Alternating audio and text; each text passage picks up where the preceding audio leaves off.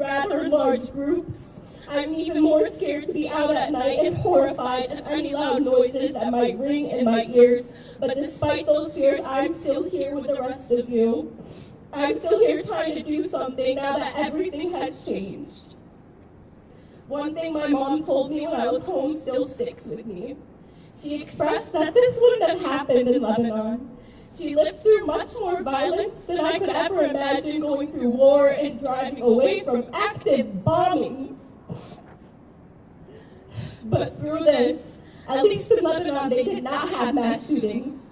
I felt safe knowing I wouldn't endure there what I never thought I would go through here. Last time I checked, I think there were at least 67 mass shootings, although I'm sure at this point that's kind of changed. More mass shootings than we've had days in the air. This is uniquely an American problem. I wish I didn't have to say this, but it's the truth. The truth is, as much as we try to paint a picture of some American dream, there is a not-so-secret nightmare hiding behind it, lurking in the corners and in the cracks that we're all afraid of. All I can do is hope our stories matter enough and that we matter enough for policymakers and voters and everyone in between to finally see that human lives have more values than weapons. I beg you, please do something and don't stop fighting.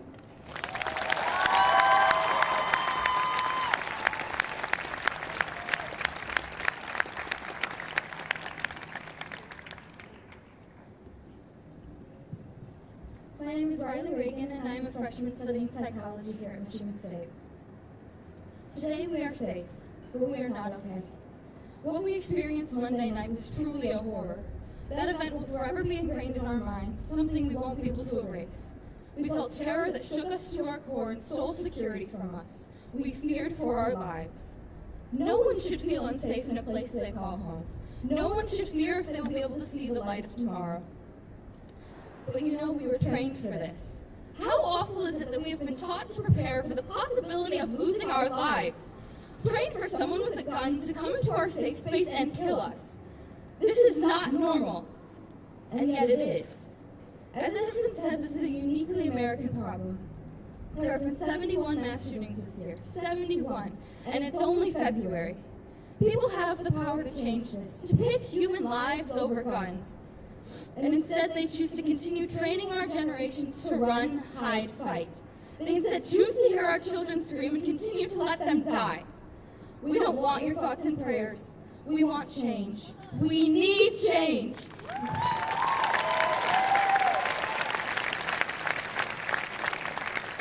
We need safety. We need legislation. And we will not stop until we get it. We Spartans are a community, the strongest one I know. Listen to us, and we will not become another statistic. Thank you.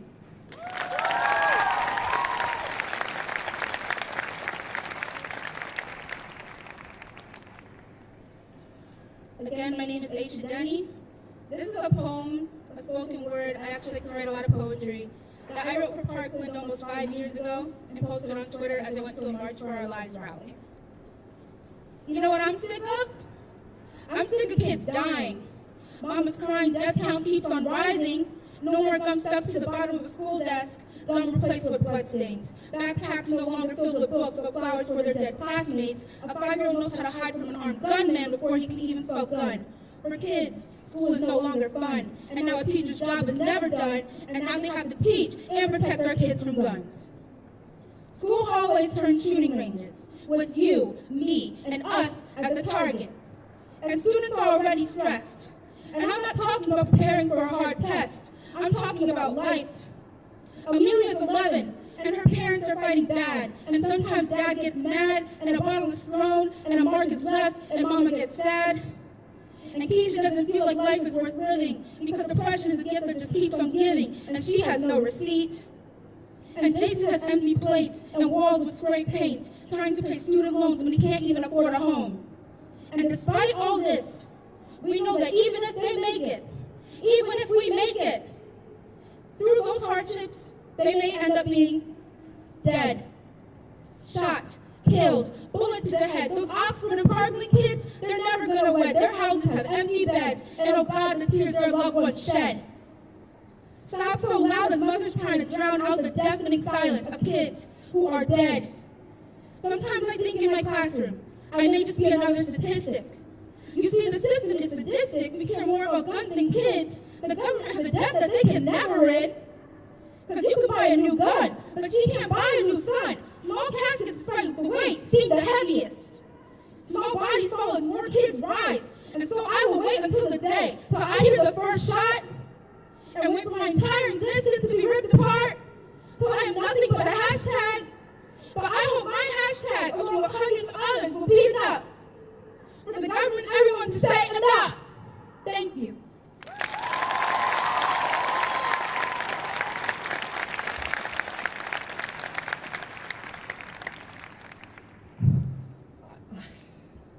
I don't have that many words anymore.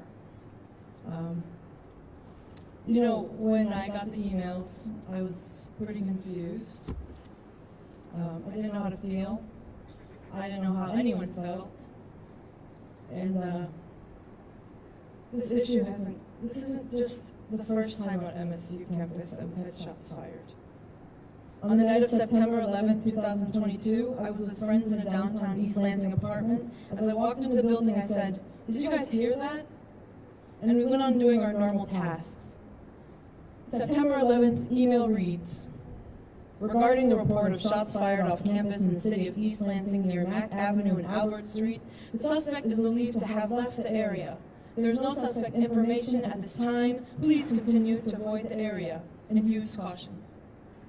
Message reads, Mama, there's a shooter outside of our building. I'm safe. On the night of October 30th, 2022, I was celebrating an early Halloween, grabbing my car from the Grove Street parking ramp. October 30th, email reads, this is an MSU alert from the Michigan State Police regarding an incident in the city of East Lansing. A report of shots fired occurred at or near downtown East Lansing. If nearby, use caution. Contact East Lansing Police to report any unusual or suspicious activities. Gunshots were reported to have been fired in the area of the Grove Street parking ramp. Officers are on scene. Suspects are reported to be two black males, one wearing a black jacket with a red design on the back and one with a backpack. Please avoid the area at the time and call 911 if you observe anything suspicious. Message reads, Mama, don't worry, I'm safe.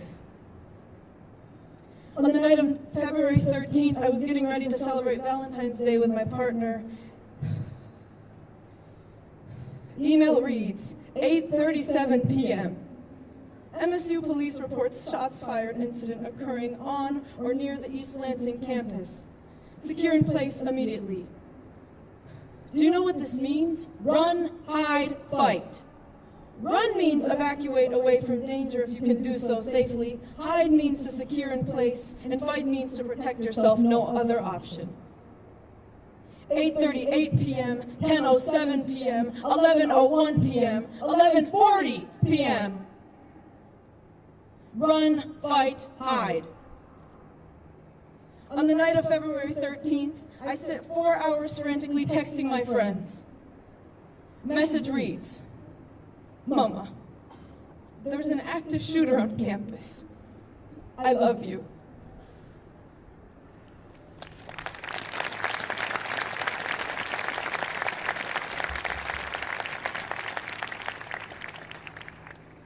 Hi everyone, my name is Matt.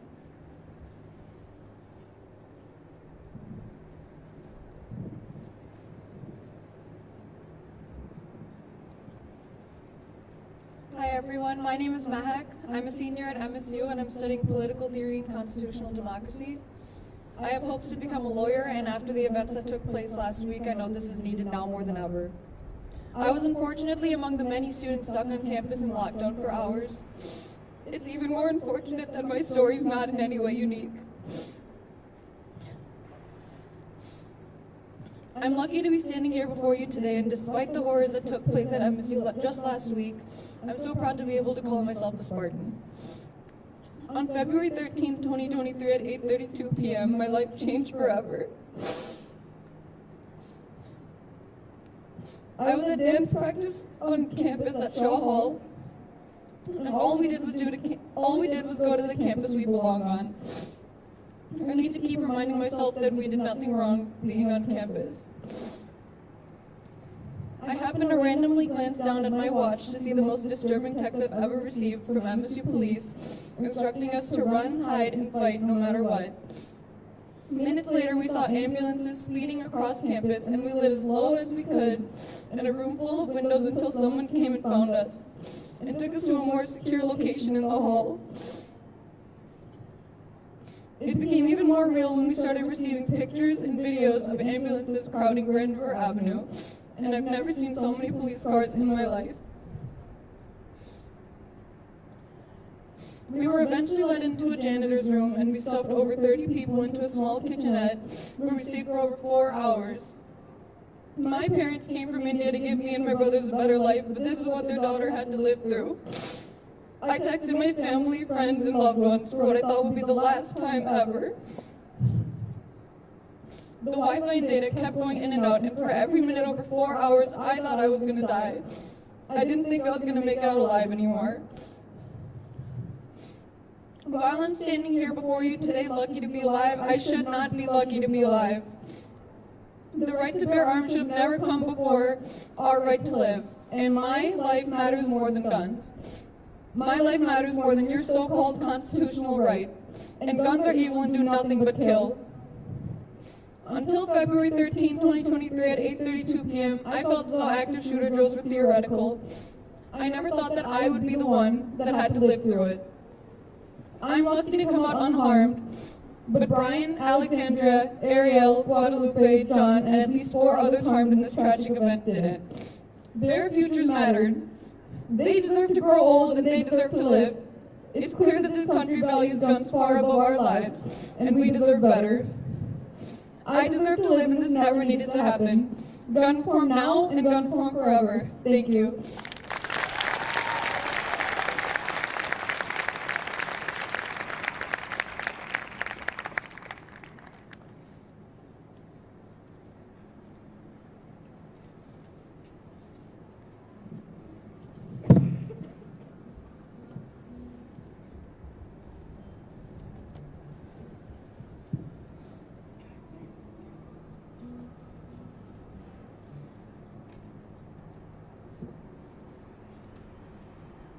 My name is Jacinta Henry, and I'm a freshman here at MSU studying education to be a teacher.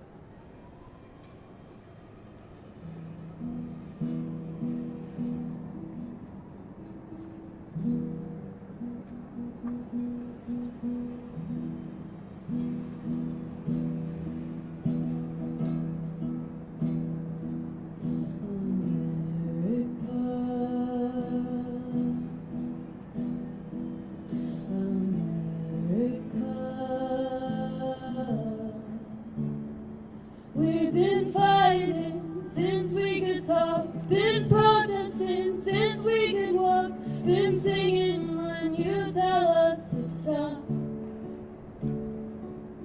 We grieve for you, then we hear shots, we call you home, you let us rot. Your rights for guns are bigger than our lives.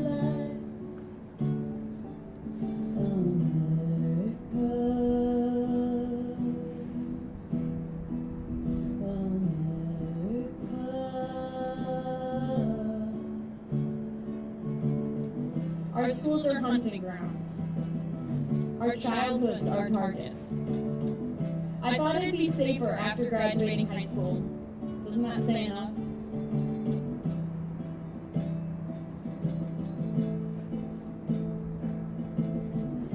As a future educator, I don't want to stand in a classroom and lie to my students when I tell them we're safe. We need change.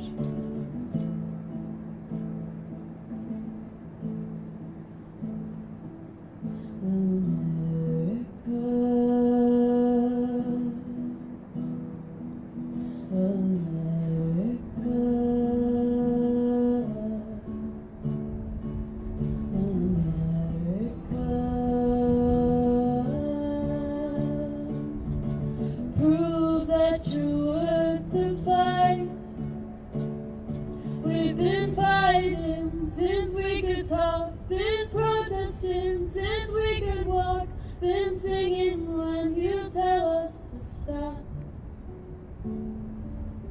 We grieve for you, then we hear shots, we call you home, you let us rot. Your rights for guns are bigger than our lives.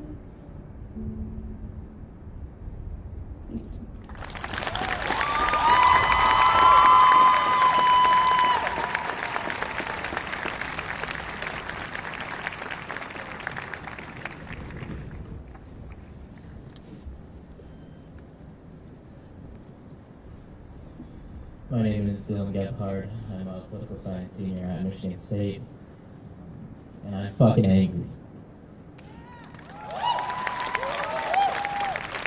I'm angry, I'm sad, I'm confused, I'm disillusioned, and I'm filled with so many more inexplicable feelings beyond grief, rage, or sorrow. I also work right here at the Michigan House, as I have been for the past 2 years. And given that, I understand the institution and who and what some of our obstacles are. To the politicians here today, know that attendance is not absolution from further responsibility.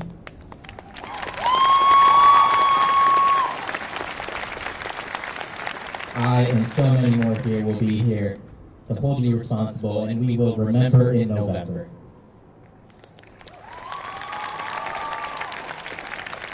The politicians and my colleagues who are not here today know that hiding from reality is unacceptable. Gun violence does not see political affiliation, and the shooter will not ask you whether you support the Second Amendment before he empties fire into you or your loved ones.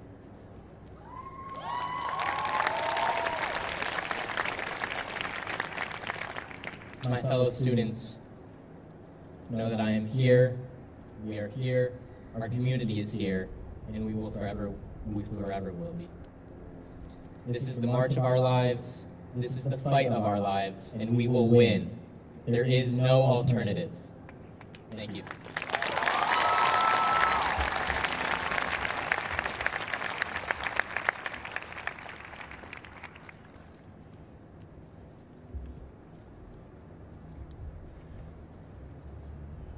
We're going to have some more speakers come up. Can we just get one big round of applause for them being brave enough to be up here?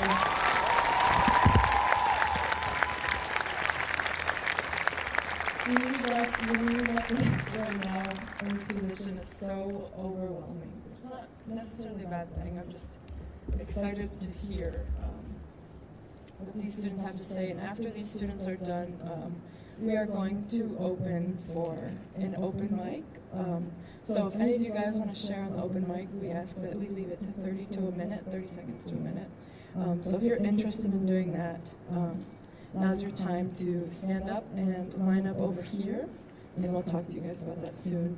So if you want to do open mic, like I said, just repeating myself so everybody can hear, why don't you guys come up over here and line up, and we'll have that ready for you guys.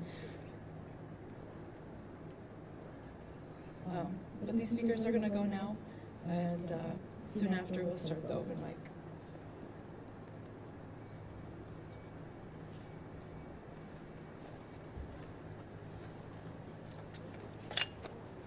Hello everyone. My name is Alex Torn, and I am the State of Michigan leader for the Teens for Change organization. Teens for Change is an organization committed to campaigning for and electing common sense progressive candidates, and it's an honor to stand here today with so many other groups doing the same. I stand here before you today, witness to groundbreaking history. Son of a country so infatuated with firearms, they would put bullets before books.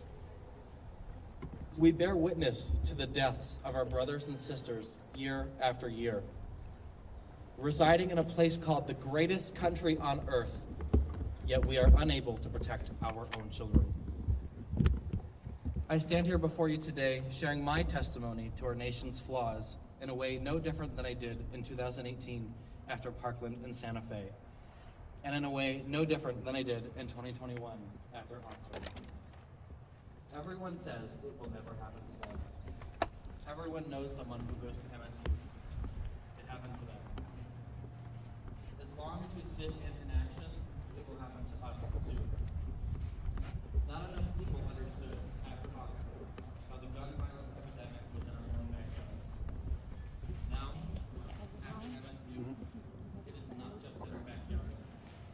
knocking on the back door, and he's ready to come in. Tonight, I will go home myself. I will have had the privilege of making it through another day without falling victim to an issue that is not going to make us. We cannot say the same for other institutions. We must have red flag laws and close loopholes that prevent children from the basic first steps to Michigan students and citizens.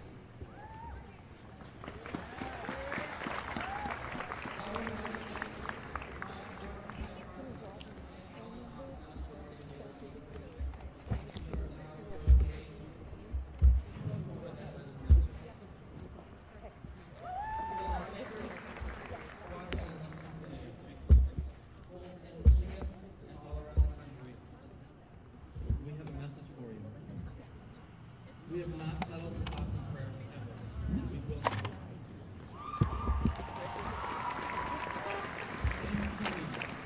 Whether you like it or not, you can get on board or give up your seat. Do not leave us without a place at the table of conversation when it was our table to begin with.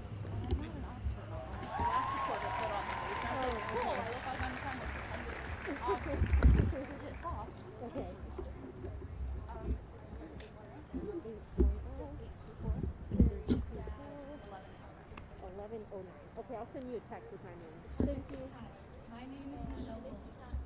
I am a sophomore at Michigan State University, majoring in social work and minoring in peace and justice studies. I want to start off by saying that Michigan State has always felt like a safe haven to me.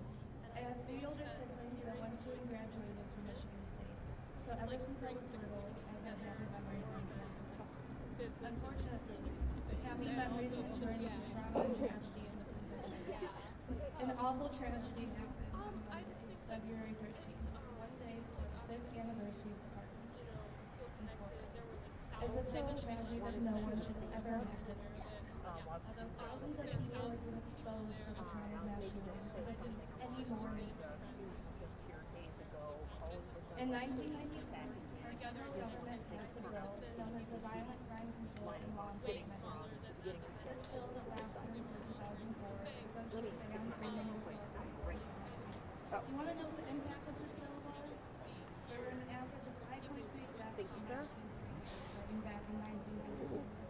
And the average number of deaths from mass shootings in this country since the bill was dissolved is now 51 deaths from mass shootings per year on average. Let that sink in. An average of 51 lives lost especially 5.3 years. One of these horrific events is one too many. This statistic just goes to show that banning assault rifles and passing anti-rifle laws does work in the favor of the well-being of citizens in this nation. We have all seen the horrors of mass shootings happen across the nation, but many of us were desensitized to seeing the horrors by our own lives. But absolutely nothing can compare to experiencing that in real life. It doesn't need to be like this. The people inside this building, along with those in 49 other Capitol buildings and in D.C., have the power to enact and spark change, and have so far failed to do so. The right to bear arms does not outweigh the safety and lives of innocent people. We need to keep fighting until there is change, until the people on the other side of those doors listen to us and see us as impacted humans, not just as statistics. I am very confident that as long as we keep fighting, our community will start to change. I want every single Spartan and those impacted elsewhere to know that we are strong and we are resilient. We need to work as a single collective together, a single unified effort to work at this pace. I also want to give my deepest condolences to the families of the victims. Thank you for taking the time to listen to me, and go green.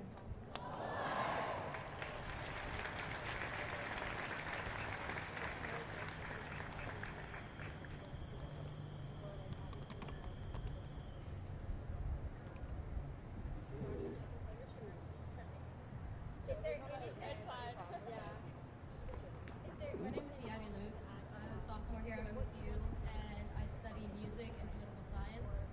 And I just wanted to start by, before my speech, I wanted to just say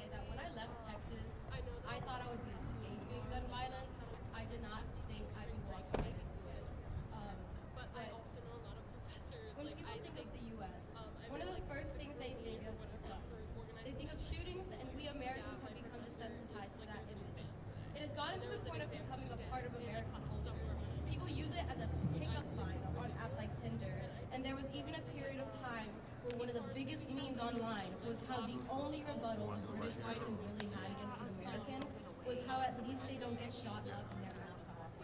Guns are so normalized that for many, when they heard that first shot, it was believed to be fake. When the first email was sent, it was met with, "Oh, again," and assumed to be dealt with quickly. It even took me a good amount of time to realize just how serious the situation was as I sat on my couch, eating my Qdoba burrito, watching TikToks on my couch next to my window right across the street where it started. It wasn't until the sounds of the sirens were deafening and the lights of cars were blinding that I thought maybe I shouldn't be next to my window right now. You do that first. But even then, I didn't realize how bad it was until I was Check. sat at my desk, in my room, checking in on my friends, listening to police scanners, and receiving an email that one of my colleagues I had sent classes with was in the hospital just because they were in class at the wrong place at the wrong time. But the worst part about all of this was how long it took to find the real culprit. 4 hours it took for not only MSUPD, but ELPD and police officers from neighboring Michigan cities to find this guy. For the beginning of the search, police officers were sent on a wild goose chase to find a person who wasn't even in Michigan. All for the person who first identified that innocent guy as the shooter to say, "Oops, sorry guys, it was just the world, it was just a meme." Or for the people who thought it was a good idea to claim there were bombs at home. I'm gonna do the You know, 6 one of my o'clock friends teas brought to my first. attention that many of us So I'll thought probably be the first thing to cut. graduating high school didn't just mean the end of SATs and AP tests, or of the 7 a.m.